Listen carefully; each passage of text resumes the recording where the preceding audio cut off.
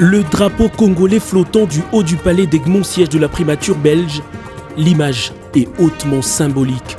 Bruxelles a déroulé ce mardi le tapis rouge pour accueillir le président de la République démocratique du Congo, Félix Antoine Tshisekedi Tshilombo.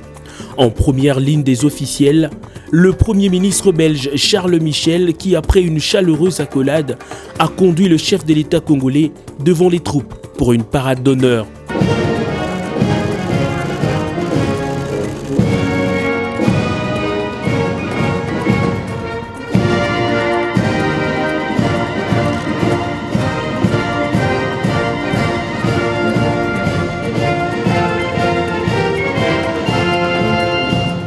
Après les honneurs militaires, les deux personnalités accompagnées de leurs experts se sont retirées pour des discussions approfondies sur la nouvelle ligne diplomatique à mettre en place, ainsi que des possibles partenariats à sceller.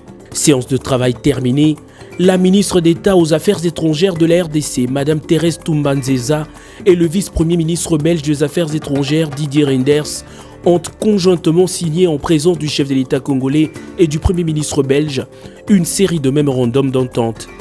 Il s'agit notamment d'un document autour du domaine des affaires étrangères, d'un autre pour les ministères des Finances dans lequel une possibilité de formation des douaniers serait envisagée et d'un tout dernier sur le renforcement de la coopération diplomatique entre les deux pays.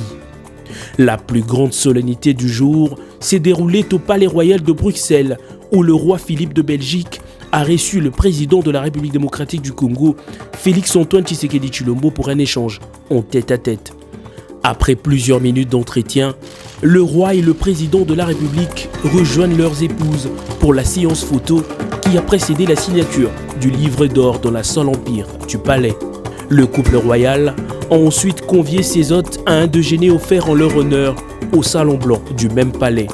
À la sortie du palais royal, le cortège présidentiel a pris la direction du mémorial du soldat inconnu.